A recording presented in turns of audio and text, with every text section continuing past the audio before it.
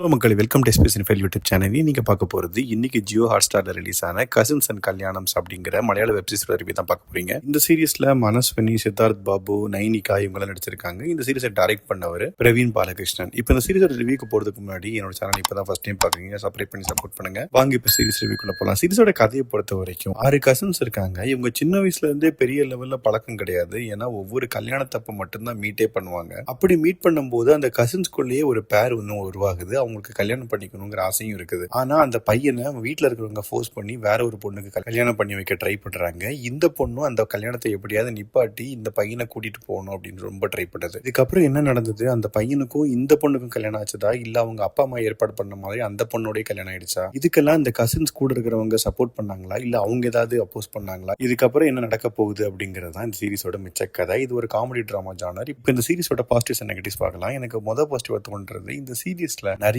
விஷயங்கள் நம்ம சின்ன வயசுல நடந்த சம்பவத்தோட ரொம்ப ரிலேட் பண்ண முடியுது. அதுவும் அந்த வீட்டுல ஒரு விசேஷம் வந்தா மட்டும்தான் எல்லாருமே மீட் பண்ணுவாங்களே தவிர அதுக்கப்புறம் அது முடிஞ்சதுக்கு அப்புறம் யாரையுமே பார்க்கவே மாட்டாங்க. இந்த மாதிரி விஷயங்கள் ஆல்மோஸ்ட் எல்லா ஃபேமிலியுமே இருக்குது. சோ அந்த யதார்த்தத்தை ரொம்ப அழகா சொல்லியிருக்காங்க. அதே மாதிரி இந்த சீரிஸ்ல லீடா நடிச்ச எல்லாருமே அவங்களோட பெஸ்ட்டை கொடுத்திருக்காங்க அப்படின்னு சொல்லலாம். ஏன்னா ஒவ்வொருத்தருக்கும் ஒவ்வொரு டிஃபரெண்டான கேரக்டர்ஸ். அவங்க இப்ப நடிச்சதும் சின்ன வயசு போர்ஷன்ல நடிச்சதும் ரெண்டுமே ரொம்பவே நல்லா இருந்தது பாக்குறதுக்கு. அண்ட் டெக்னிக்கலா சினிமோட்டோகிராஃபி நல்லா இருந்தது. இதெல்லாம் தான் அந்த சீரிஸோட பாசிட்டிவ்ஸ். இப்ப நெகட்டிவ்ஸ் பார்க்கலாம். எனக்கு முதல் நெகட்டிவா தோன்றது, ஒரு கதைக்குள்ளேயே வராம பிளாஷ்பேக் போர்ஷன்ல ரொம்ப வளவளன்னு அந்த சின்ன வயசு போர்ஷனை இழுத்துட்டாங்க. எபிசோட டியூரேஷனே 22 to 25 நிமிஷம் தான் இருக்குது. பட் ஆனா அதுவே நமக்கு ரொம்ப லெங்தா போற மாதிரி ஒரு ஃபீல் கொடுக்கும். அண்ட் பெர்ஃபார்மன்ஸை பொறுத்த வரைக்கும் நான் ஓரளவுக்கு எல்லாருமே நல்லா பண்ணியிருந்தாங்கன்னு சொன்னேன்ல. ஆனா அது ஹீரோவை தவிர, ஏன்னா அவரோட போர்ஷன் அண்ட் அவரோட எக்ஸ்பிரஷனுமே ரொம்ப ஆர்டிபிஷியலா இருந்தது. நமக்கு பெரிய லெவல்ல கனெக்டே ஆகல. மொத்தத்தில் சீரிஸை பத்தி சொல்லணும் அப்படின்னா, இப்போதைக்கு 4 எபிசோட் ரிலீஸ் ஆயிருக்குது. இனி வாரம் 4 எபிசோடா ரிலீஸ் பண்ண போறாங்க. நம்ம ஓரளவுக்கு ஃபர்ஸ்ட் 4 எபிசோட் எப்படி போகுது அப்படிங்கறத பார்த்தே கணிச்சிடலாம் அடுத்த எபிசோட்ஸ் நம்ம பார்க்கணுமா வேணாமா அப்படின்னு. அப்படி பார்த்தா என்ன பொறுத்த வரைக்கும் கண்டிப்பா இது அந்த எபிசோட்ஸ் பார்க்கறதுக்கான கியூரியாசிட்டியை கொடுக்கவே இல்லை. ரொம்ப ஒரு பிலோ ஆவரேஜான சீரிஸ் அப்படின்னே சொல்லுவேன். ஜியோ ஹாட்ஸ்டார்ல தமிழ் டப்பிங்லயும் இருக்குது. இன்கேஸ் நீங்க பாத்தீங்கன்னா உங்க ஒப்பீனியன் என்ன அப்படிங்கறத கமெண்ட் செக்ஷன்ல சொல்லுங்க. அடுத்த வீடியோல சந்திக்கிறேன். பை.